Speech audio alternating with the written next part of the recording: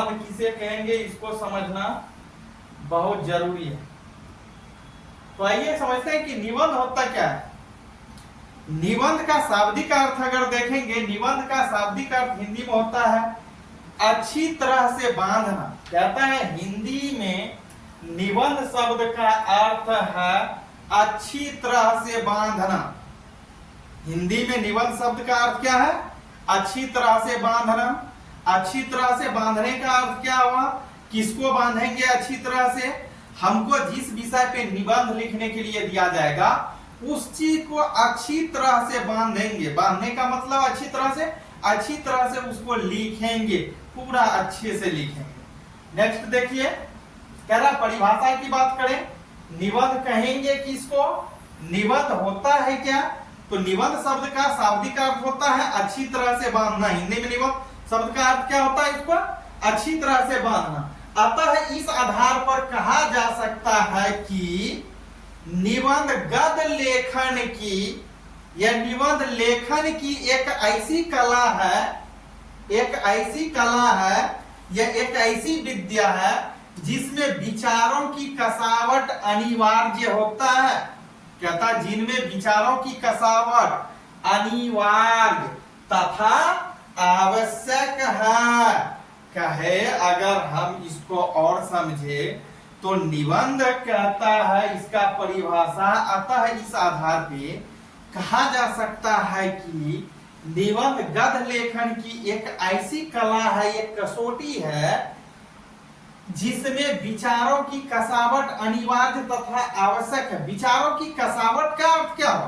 कि हम जो भी निबंध लिख रहे हैं 2 पेज 2.5 पेज में, उसमें मेरी विचारों की कसावट होनी चाहिए। मतलब एक अच्छे से भाव में उस निबंध को लिखे। ये हुआ। आगे देखिए, अगर इस परिभाषा को नहीं आप समझ पा रहे हैं तो दूसरे परिभाषा से समझिए और यहां से आप स्पष्ट कर लीजिए कि निबंध किसको कहेंगे किसको नहीं कहेंगे। कहता है व्यवस्थित रूप से की गई रचना को निबंध बोलेंगे। व्यवस्थित रूप से की गई रचना को निबंध कहेंगे। व्यवस्थित रूप से की गई रचना का अर्थ क्या हुआ? कि व्यवस्थित रूप से अगर हम लिखेंगे तो ना, अब जैसे देखिए व्यवस्थित रूप से क्या होगा? कक्षा में बहुत से छात्र हैं, अभी कक्षा में 100+ बच्चे अगर हैं तो ये 100 बच्चे मेरा क्रमबद्ध अगर बैठा है तो किसमें बैठा है? व्यवस्थित रूप से बैठा हुआ है, एक सीध में है। तो इसी में कोई इधर बैठा है कोई उधर बैठा है, तो आप समझो, आप बताओ ये व्यवस्थित तो नहीं हुआ, ये अव्यवस्थित हो गया। तो निबंध किसको कहेंगे? व्यवस्थित रूप से की गई रचना को निबंध बोलेंगे। अब जब आप लिख रहे होते हैं किसी विषय पे, महात्मा गांधी पे दे दिया हो, पंडित जवाहरलाल नेहरू पे दे दिया हो, या बिजली की समस्या पे निबंध दे दिया गया हो, या प्रदूषण की समस्या पे दे दिया गया हो, या कोविड-19 पे, कोरोना वायरस पे दे दिया गया हो, तो इसको कैसे हम लिखेंगे? व्यवस्थित रूप से लिखेंगे। तो व्यवस्थित रूप से की गई, यहां कहता है व्यवस्थित रूप से की गई रचना को निबंध बोलेंगे। जब हम व्यवस्थित रूप से लिखेंगे तो ही निबंध कहलाएगा। अब व्यवस्थित का अर्थ क्या हो? जो होनी चाहिए, जिस विषय पे पूछा है उस विषय में हम 100% उस विषय पे लिखेंगे, जिस चीज के बारे में पूछा है, तो ही मेरा व्यवस्थित रूप से हुआ। अन्यथा वही विद्यार्थी के तरह हुआ, क्लास में सिस्टम में नहीं बैठा हुआ तो अव्यवस्थित हो गया। अगर हम निबंध को निबंध की भाषा में, निबंध के शैली में नहीं लिख रहे हैं, जो कहा गया है, जो विषय दिया गया है उस पे अगर हम नहीं लिख रहे हैं तो फिर तो ये मेरा व्यवस्थित नहीं हुआ। तो आप बताओ, आपको 8 नंबर या 10 नंबर मिल सकता है? कदापि नहीं मिलेगा, क्योंकि आप व्यवस्थित रूप से उनको नहीं मिले हैं, इसलिए आपको 8 या 10 नंबर नहीं मिलता है। क्यों नहीं मिला? क्योंकि आप व्यवस्थित रूप से उनको नहीं लिखे हैं। निबंध का जो परिभाषा कह रहा है उसके अकॉर्डिंग, उसके तहत आप नहीं लिखे हैं, इसलिए आपको नंबर नहीं मिला। समझ गए होंगे इसको? चलिए नेक्स्ट बढ़ते हैं थोड़ा सा आगे।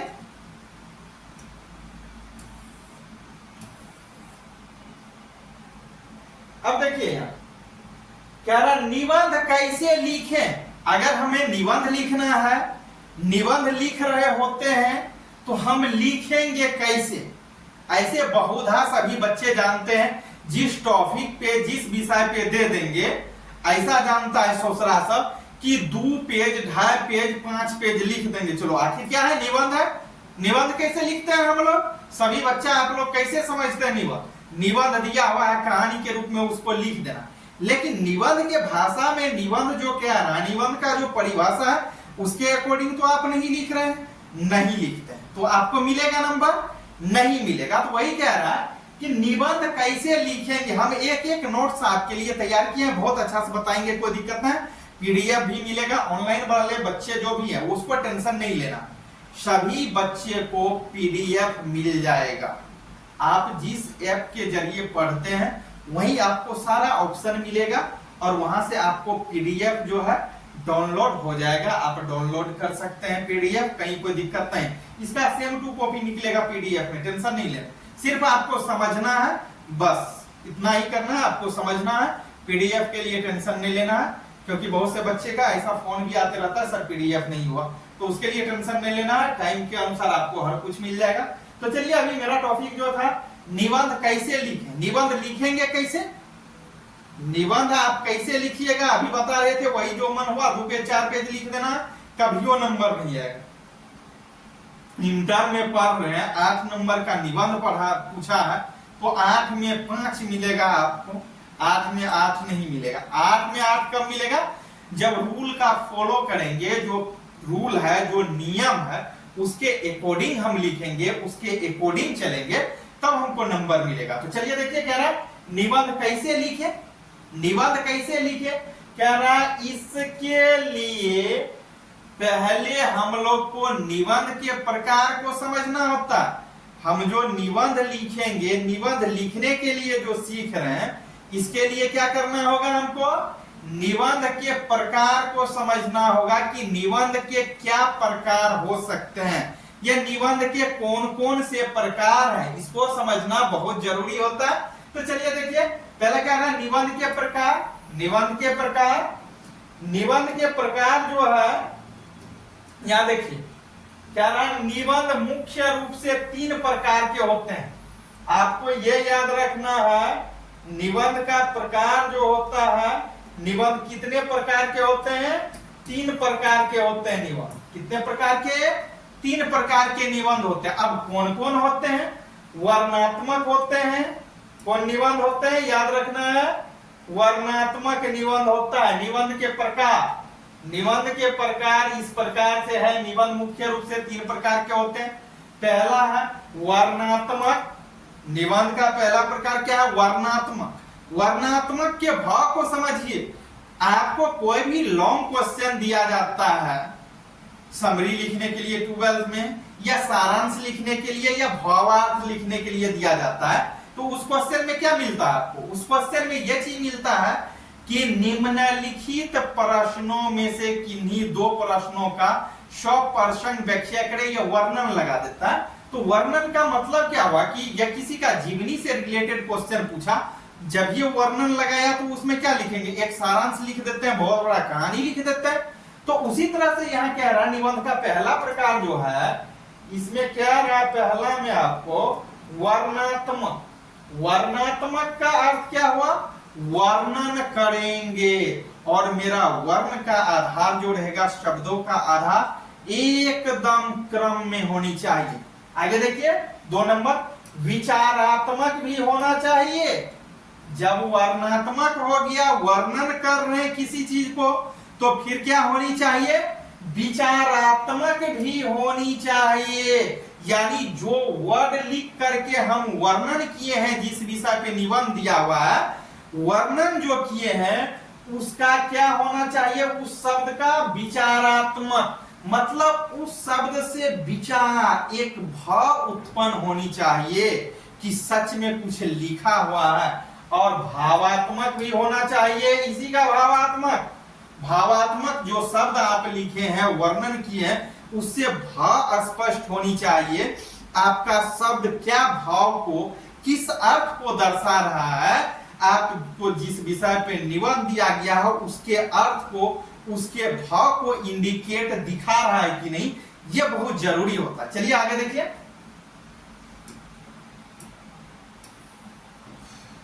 आगे समझिए, आगे ये देखना है निबंध के अंग, अंग मीन्स हिस्सा। निबंध के क्या अंग हो सकते हैं, क्या हिस्से होते हैं? तो क्या अंग हो सकते हैं निबंध के, क्या हिस्से हो सकते हैं? तो पहला जो है मेरा भूमिका है। पहला क्या है? भूमिका। ये 10th वाले बच्चे को अगर निबंध लिखना रहता है तो आप समझिए, आपको 4-5 पॉइंट क्वेश्चन में दिया ही रहता है हिंदी क्वेश्चन में, तो आप उसको देख करके आपको 1 नंबर में भूमिका दिया रहेगा। जिस विषय पे आपको निबंध लिखने के लिए दिया जाएगा उस पे आपको भूमिका रहेगा, उसमें लिखना है। ये भूमिका क्या होता है आगे हम भूमिका पे भी वर्णन करेंगे, विश्लेषण करेंगे। तो चलिए पहला हम इंटर वाले बच्चे देखिए और 10th वाले, निबंध में क्या है? निबंध के अंग में पहला भूमिका।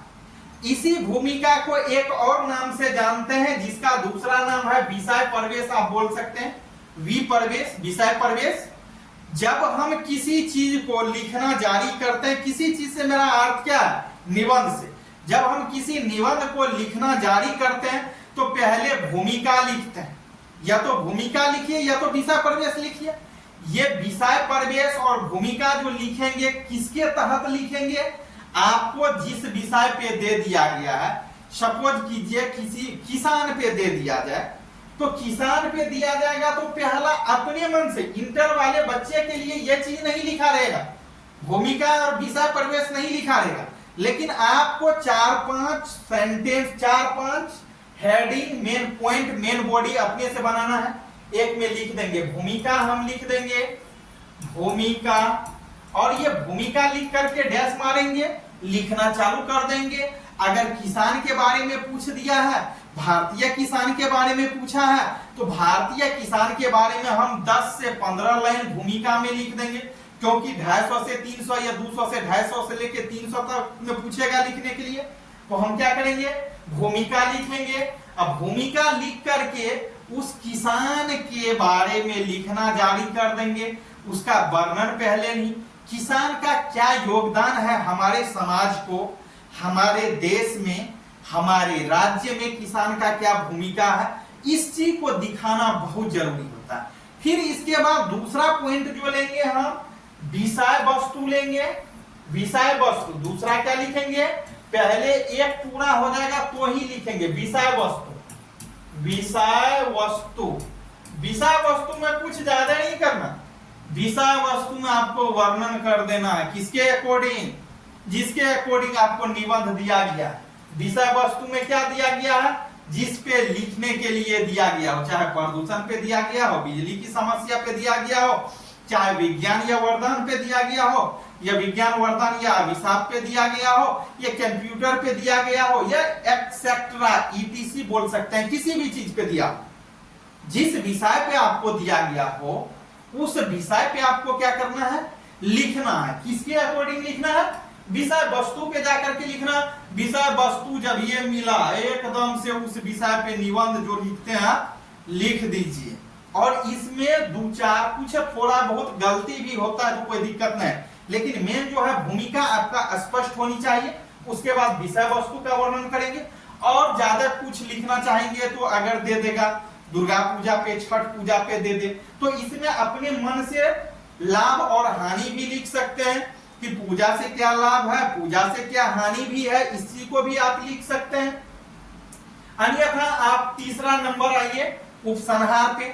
उपसंहार में कुछ नहीं करना रहता है, हम जो भूमिका लिखे, विषय वस्तु लिखे, या 1-2 पॉइंट जो हम अपने मन से बनाए उसी में से मेन बॉडी में से छांट करके मेन पॉइंट जो होगा 6 से 7 लाइन किस में आकर के लिख देना? उपसंहार में लिख देना है। आपका निबंध बन करके तैयार हो गया, और आपको 8 में 8 नंबर मिलेगा। दुनिया का कोई ताकत नहीं रोकेगा, निबंध में 8 में 8 नंबर आना है। या 10वीं वाला बच्चा जो होगा उसको 10 मार्क्स आना ही आना है, इसको कोई रोक नहीं सकता है। हम इस तरह से, हम लोग जिस तरह से अभी पढ़ रहे हैं, देख रहे हैं, क्या लग रहा है आपको कि 10 में 10 नहीं आएगा? क्या आपको 8 में 8 नहीं आएगा? आएगा, गारंटी आएगा। जो कमजोर से कमजोर बच्चा है, हिंदी के क्लास में आपका हाईएस्ट गया है, इस बार एग्जाम में गया 95 गया, 95। जो कमजोर बच्चा जो उतना नहीं होता, जो पूरा एक्टिव नहीं होता, हाईएस्ट की बात करें, सॉरी मिनिमम, मैक्सिमम की बात करें तो 100 में 100 जो कहता है हिंदी में नहीं आता है, 100 में 100 भी मेरे ही यहां से आया। तो चलिए देखिए आगे, उपसंहार भी समझ गए। अब थोड़ा सा चर्चा हम लोग कर रहे हैं कि निबंध लेखन की तैयारी।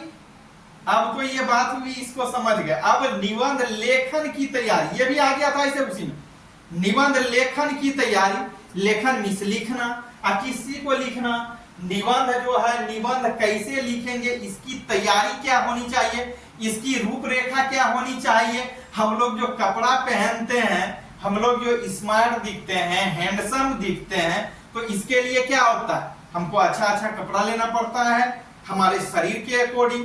इसी तरह से निबंध जो लिखेंगे, निबंध के अनुसार निबंध को अब कौन सा कपड़ा देंगे, कौन सा शब्द के अनुसार कपड़ा देंगे, उसको देखना है और आपको बनाना है। तो देखिए निबंध लेखन की तैयारी, निबंध लेखन की तैयारी के लिए हम लोग को सर्वप्रथम क्या करना होता है, देखिए कह रहा निबंध लेखन की तैयारी करते समय हम सभी छात्रों को निबंध लिखते समय या निबंध की तैयारी करते समय हम सभी बच्चे को, हम सभी छात्र छात्राओं को क्या करना चाहिए, समय कह रहा निम्न बातों पर ध्यान रखनी चाहिए, ये देनी चाहिए। निबंध लिखते समय या निबंध की तैयारी करते समय हम सभी छात्र छात्राओं को कुछ पॉइंट्स है, जिस पॉइंट्स को समझना, जिस पॉइंट्स को अपने ब्रेन में रखना बहुत जरूरी है। तो आइए देखते हैं। पहला देखिए विषय चयन। विषय चयन क्या करेंगे, हम लोग को जो निबंध लिखने के लिए दिया गया है उसका विषय का चयन होना चाहिए। विषय की क्या होनी चाहिए, चयन होना चाहिए।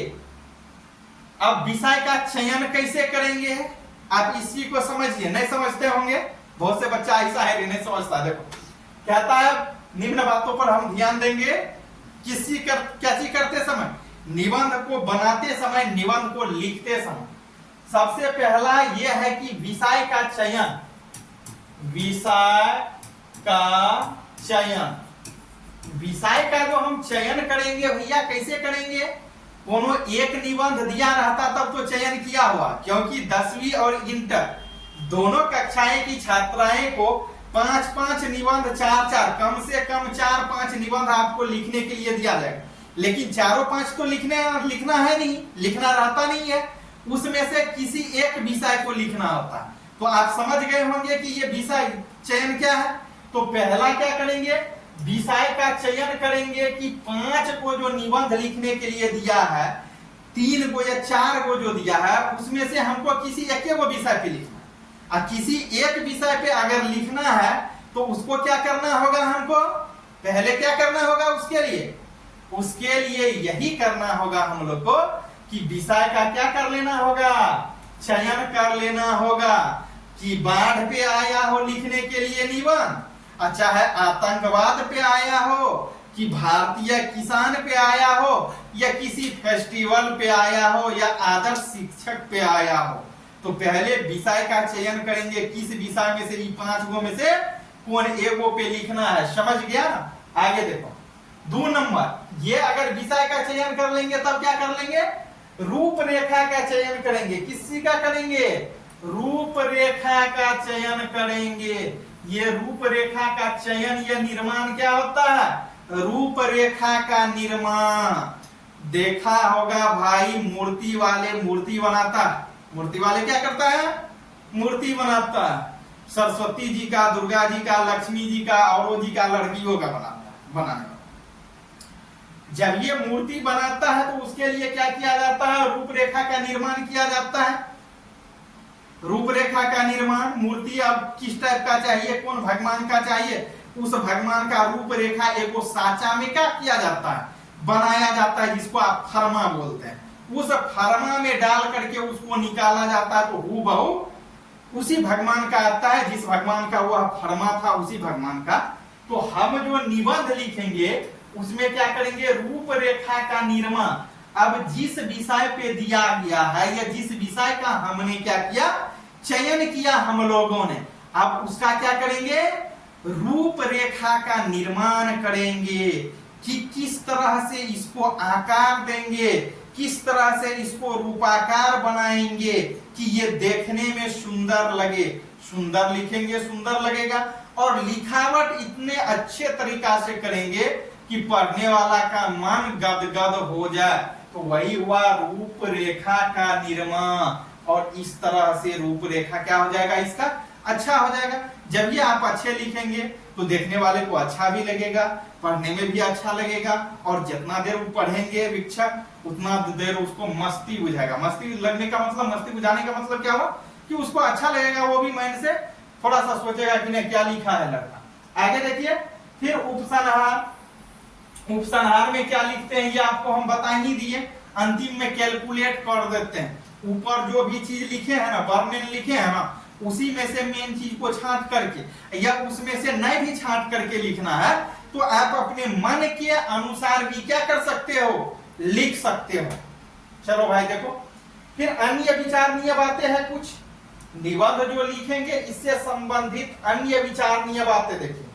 अन्य विचारणीय बातें में क्या आएगा, हेडिंग याद रखना है अभी, अन्य विचारणीय बातें। अन्य विचारणीय बातें, अन्य विचारणीय बातें में देखिए थोड़ा सा सॉरी, अन्य विचारणीय बातें में क्या क्या याद रखना है, कुछ भी नहीं याद रखना है, थोड़ा सा ध्यान लगाना है। थोड़ा सा ध्यान क्या लगाना है, देखो भाई, पहले भाषा कहता है अन्य विचारणीय बातें, भाषा। मेरा भाषा जो होगा वह क्या होनी चाहिए, सरल होनी चाहिए। इस तरह के भाषा हम निबंध में नहीं यूज करेंगे जिसको शिक्षक को पढ़ने के बाद समझ में ही नहीं आए या अपने को भी समझ में नहीं आए, तो ऐसे भाषा का कट मार्क कर देंगे। तो भाषा मतलब अच्छे से भाषा का यूज करेंगे। फिर देखिए रूपाकार, ये भी पहले बता चुके हैं, रूपाकार, रूप आकार देंगे अच्छा से, आगे बता चुके हैं पहले। चलिए देखिए, निबंध लिखते समय निम्न बातों पर हम लोग को ध्यान देना है। कहता है निबंध लिखते समय हम लोग को निम्न बातों पर ध्यान देना आवश्यक है। निम्न बातों पर, किस बातों पर ध्यान देना जरूरी है, आवश्यक है निबंध लिखते समय? तो इन बातों पे ध्यान देना जरूरी है। किन बातों पे? देखिए, मुहावरों का यथा स्थान ही प्रयोग करेंगे। अगर हम निबंध लिख रहे हैं तो उस निबंध में जिस जगह पे मुहावरा की आवश्यकता होगा उसी जगह पे लिखेंगे, अन्यथा कहीं जाकर के मुहावरा का प्रयोग नहीं कर देंगे। अब बातें आती है मुहावरा का यथा स्थान प्रयोग करेंगे तो उदाहरण कहाँ लिखेंगे? जहां उदाहरण होनी चाहिए, जिस विषय पे लिख रहे हैं वहीं पे जाकर के उदाहरण भी लिखना। तो वही कह रहा, मुहावरे का यथा स्थान प्रयोग करने से निबंध प्रभावकता बढ़ जाती है। मतलब जब मुहावरे का हम प्रयोग करते हैं यथा स्थान पर तो मेरा जो निबंध होता है उसमें 4 चांद लग जाता है, मतलब बेटर से बेटर बन जाता है। आगे देखिए,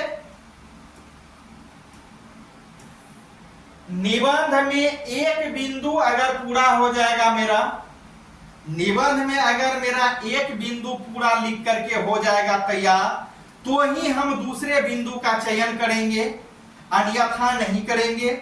जब तक एक बिंदु नहीं होगा तब तक आप दूसरे बिंदु कैसे लिख सकते हैं? नहीं लिख सकते हैं ना। तो पहला 1 नंबर जो बोले थे उपसंहार नहीं बोले थे, क्या बोले थे? विप्रवेश, विषय प्रवेश या उपसंहार। ऐसे एक पॉइंट्स पूरा होगा तब हम जाके दूसरे पॉइंट्स पे आ सकते हैं। तो वही कह रहा है, निबंध में एक बिंदु समाप्त होने पर ही या पूरा होने पर ही दूसरे बिंदु को क्या करना चाहिए? शुरू करना चाहिए या शुरू करनी चाहिए। आगे देखिए, वाक्य में कसावट, वाक्य में कसावट व सहजता का विशेष ध्यान देंगे। वाक्य में कसावट या वाक्य कसावट में विशेष सहजता पे ध्यान देंगे। मतलब हम जो वाक्य लिख रहे हैं, हम जो निबंध बनाने के लिए वाक्य तैयार किए हैं, जो वाक्य लिख रहे हैं उसमें क्या होनी चाहिए, एक कसावट और सहजता का ध्यान रखना चाहिए कि हम जो लिख रहे हैं निबंध, उसमें कहीं ऐसे शब्द का तो प्रयोग नहीं कर दिए, ऐसे वर्ड्स का तो प्रयोग नहीं कर दिए हैं, ऐसे शब्दों का तो प्रयोग नहीं कर दिए जिससे मेरा निबंध में कसावट और सहजता नहीं है और इसके जगह थोड़ा सा कुरकुरा या दूसरे टाइप का लगता है, मतलब एक ऊंची टाइप का, वो नहीं होनी चाहिए। सहजता होनी चाहिए कि कोई निबंध को अगर पढ़ रहा है वीक्षक, जांच करने वाले, तो उसको दिल में लगे कि कुछ लिखा है, एकदम से शांति मिले, तो आपको मिल जाएगा फुल में फुल नंबर। आगे देखिए,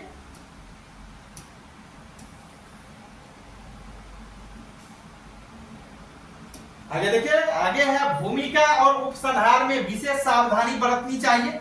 ये पहले ही बता दिए, भूमिका और उपसंहार जो लिखेंगे इसमें एक विशेष प्रकार की सावधानी को बरतनी चाहिए और एक विशेष प्रकार की सावधानी भी होनी चाहिए।